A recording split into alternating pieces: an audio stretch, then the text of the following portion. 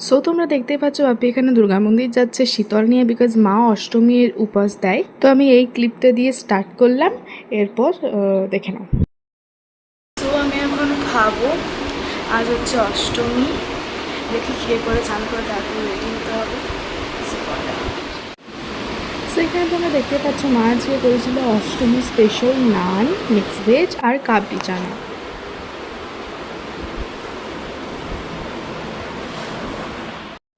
অষ্টমীখানে যেহেতু একটা নির্দিষ্ট সময় আছে, তাই তাড়াতাড়ি করে রেডি হতে হতো। সো আমি খেয়ে পরেই তাড়াতাড়ি চলে গেছিলাম চানে। আর আমাদের এখানের মা দুর্গা নাকি খুব জাগ্রত। ছোটোর থেকে শুনেও আসছি, দেখেও আসছি, অষ্টমীর দিন এলে পুরো পাড়া এমনকি পুরো গ্রামই চুপচাপ থাকে। সেদিন মা চণ্ডীর পুজো হয় বলে আমরা সবাই খুবই চুপচাপ থাকি। সো তাই আমি তাড়াতাড়ি টাইমের মধ্যে তৈরি হয়ে মায়ের সাথে চলে গেছিলাম দুর্গা মন্দিরে। আর আকাশে কিন্তু ভালো মেঘও করেছিল, দেখো আমি তোমাদেরকে দেখিয়েছি, পুরো মেঘলা মেঘলা হয়েছিল। সত্যি কথা বলতে গেলে পুজো আসছেই ভালো, কারণ আমি ভয়েস কভারটা দিচ্ছি অনেকটা লেটে, এমনকি আমি সপ্তমীর ভিডিওটাও পোস্ট করেছি অনেকটা লেটেই। সো এটাও যাবে অনেকটা লেটেই, বিকজ এরপরে তো আছে সবথেকে বড় ওকেশন, যেটা হচ্ছে এক্সাম। সো তার জন্য আমাকে প্রিপারেশন নিতে হচ্ছে, যার কারণে আমি হয়তো সময় সময় ব্লগ আপলোড করতে পারছি না, অ্যান্ড বেশি ব্লগও বানাতে পারছি না। এখন এই সময় কালী পুজোর মাত্র আর 9 দিন বাকি। সো তোমরা বুঝতেই পারছো পুজো অনেক আগেই পেরিয়ে গেছে। অ্যান্ড লিটারালি বলতে গেলে দশমীর দিন আমি বসে বসে মা দুর্গার সামনে কেঁদেছিলাম, বিকজ এই আনন্দটা যেহেতু 1 বছর পর পর আসে। সো এইটা হচ্ছে সব থেকে বড় আনন্দ বাঙালিদের, যেটার জন্য আমার অবভিয়াসলি মন খারাপ হয়েছিল। বাট ওকে, কিছু করার নেই। এখনও পর্যন্ত আমি এই ভিডিওগুলো, এই ব্লগগুলো কিংবা আমার গ্যালারিতে যে ছবিগুলো আছে সেগুলো দেখি, লিটারালি বলতে গেলে আমার এখনও কষ্ট হয়। বাট ওকে, সো আমি ছোটোর থেকে কিছু না কিছু একটা গোলমাল করি। মা আমাকে জল দিয়েছিল, যে জলটা আমি খেয়ে যেতেই ভুলে গেছিলাম, তার জন্য আমার এত পরিমাণে জল তৃষ্ণা পেয়ে গেছিলো যে আমি গেছিলাম আমার মায়ের মামাবাড়িতে জল খেতে। যেহেতু আমার মায়ের মামাবাড়ি এই গ্রামে আর এই পাড়াতেই, তো তাই আমি গেছিলাম একটু জল খেতে। অ্যান্ড তোমাদেরকে তো বললামই কেমন মেঘ করেছিল। যখন আমি জল খেতে গেছি কোইন্সিডেন্টলি তখনই বৃষ্টিটা শুরু হয়।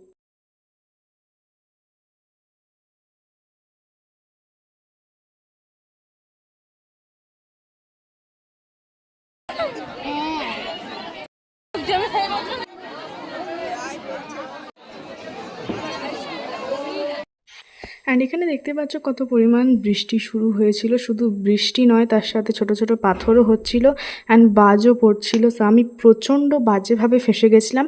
অ্যান্ড ছোটোর থেকে আমি মাকে ছাড়া যেখানে থাকতে পারি না, আমি ছিলাম এখানে, আর আমার মা ছিল দুর্গা মন্দিরে। সো এই বাজের মধ্যেই সবাই আটকে গেছিলো, শুধু মা নয়, সবাই ছিল ওখানে।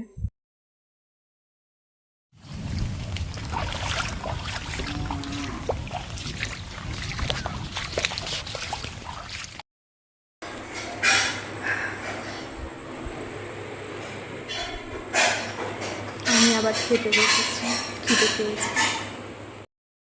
সো গাইজ, আমি বেশি কথা বলার সময় পাইনি আজকে, বিকজ উঠে পরে আমি আমার উঠতেই আজকে অনেকটা লেট হয়েছিল। বিকজ কালকের ব্লগটা তো তোমরা দেখেইছো, সপ্তমীর ব্লগটা। সারাদিন আমার কিছু ঘুম হয়নি, তাই আমার একটু উঠতে লেট হয়েছিল। উঠে পরে আমি ডান্স প্র্যাকটিস করছিলাম, সো তার জন্য আমার ব্লগটা সেভাবে করা হয়নি। বাট এখন বলছি, জানি না ব্লগটা কতটা বড় হবে। আই থিঙ্ক বেশি বড় হবে না, কারণ আজকে বেশি কিছু দেখানোর নেই। তো যাই হোক, একটু পরে সন্ধ্যাবেলায় যাবো আমরা। মা হায়রান হয়ে আছে, ইনফ্যাক্ট যারা উপবাস দিয়েছে তারা সবাই হায়রান হয়ে আছে। তো বেশি ভিড় হয় না আজকে দুর্গা মন্দিরে, বাট আমি তো যাবোই। সো ওটাও শেয়ার করবো। ওকে, ব্লগটা দেখতে থাকো এখন। এই জামাটা পরবো, রেডি হচ্ছি।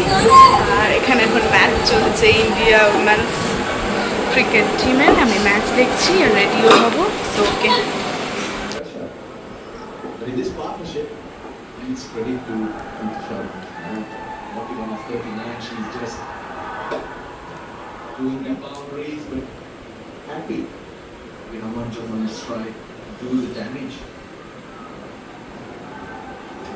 What's left in terms of number of overs? We're in the 42nd over. Now, in terms of number of overs left, I wonder what the plan is then, just to push things along.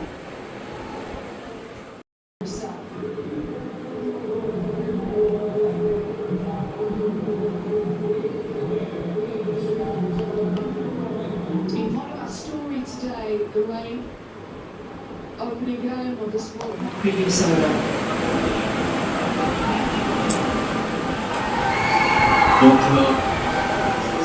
You'll notice how strong Sri Lanka were in terms of keeping the runs out long, and then they were able to pick up those 4 wickets in that 110 over phase. But since then, things have changed a bit. Yes, 44. But sort of here they were 124 for 6. The partnership that day, Sneha, was due to come in next, and Pooja was there.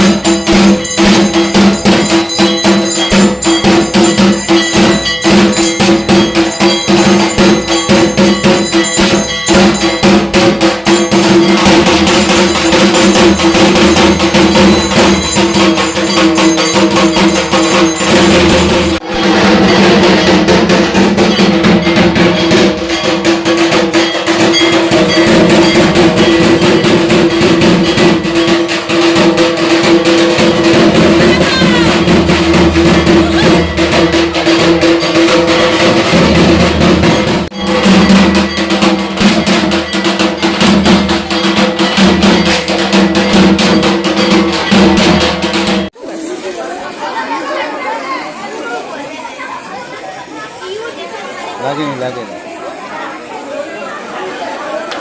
লাফা যাবে।